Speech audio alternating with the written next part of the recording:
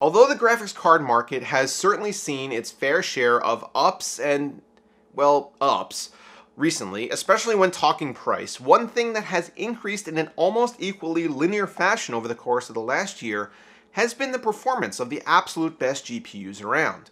Last year saw the introduction of the GTX 1080, then the Titan X Pascal, and then earlier this year we were blessed with the fastest card we've ever seen marketed to gamers, the 1080 Ti. Even though the Titan has once again technically regained the crown, for the vast majority of enthusiasts, the 1080 Ti is still at the top of the food chain. We've seen a lot of different variations on this card, including perennial NVIDIA GPU powerhouse EVGA, who have ported over their new ICX cooling technology to go along with a bold new Shroud design that really catches the eye. Does their SC2 model also manage to scoop up the title of Best Overall 1080 Ti?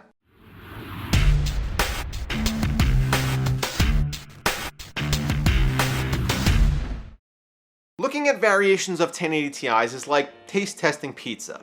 Sure, there might be one that most people can agree on is best, and you might find one or two that are real turds, but for the most part, you're still eating pizza, and pizza is delicious.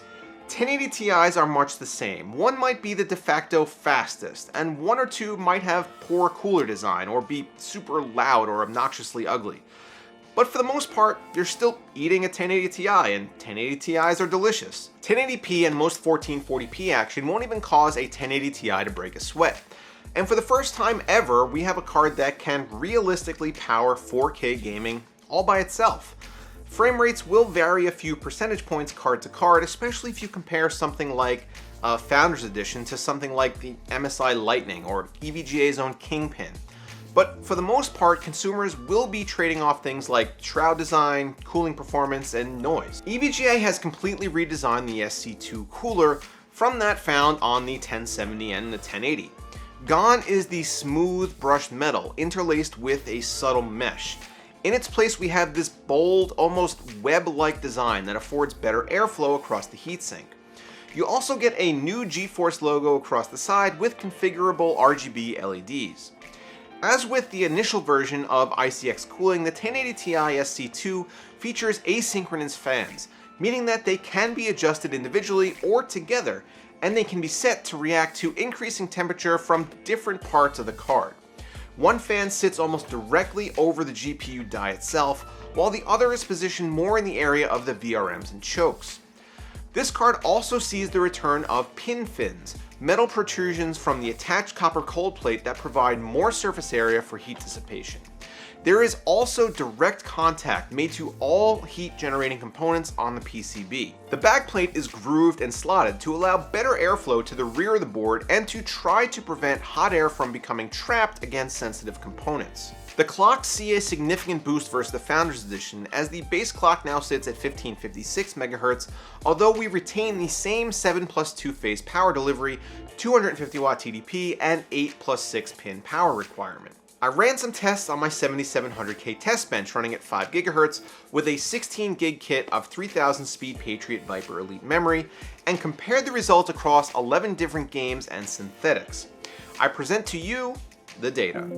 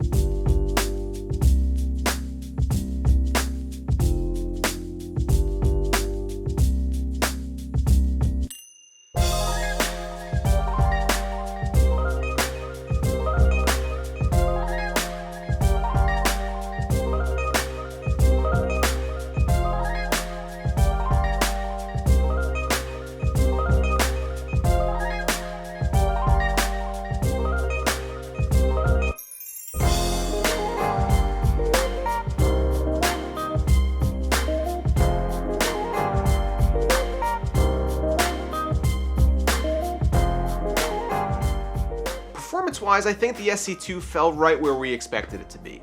It outperforms the Founders Edition, but lags slightly behind the Asus Strix, which has an enormous 3-slot cooler which allows it to both run cooler and maintain more stable boost clocks.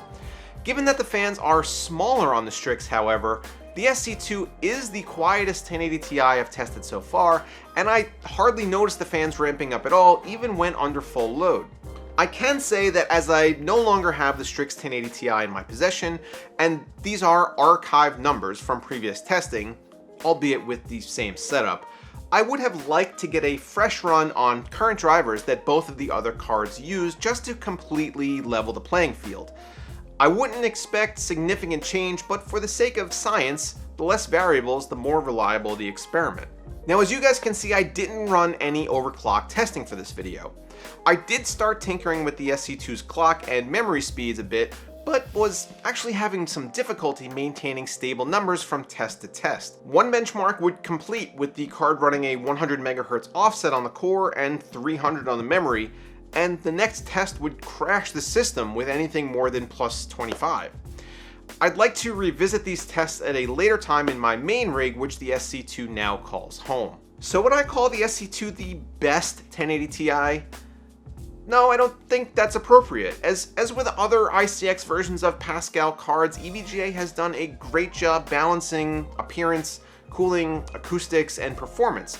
It might be the most well-rounded of any 1080 Ti I've tested to date, and it's certainly my favorite looking, but as with most components, it really comes down to what you value for your build. Need a quiet, neutral-colored, 2-slot card that performs better than a Founders Edition in every way? Then the SC2 might be for you. So that's a wrap on my look at the EVGA GTX 1080 Ti SC2. What do you guys think of EVGA's new cooler design? Let me know down below in the comments. Also, don't forget that if you like what I do here and want to help support the channel, click the link to my website down below where you can check out my merch store and pick up a shirt, mug, or mousepad. As always guys, thanks for watching.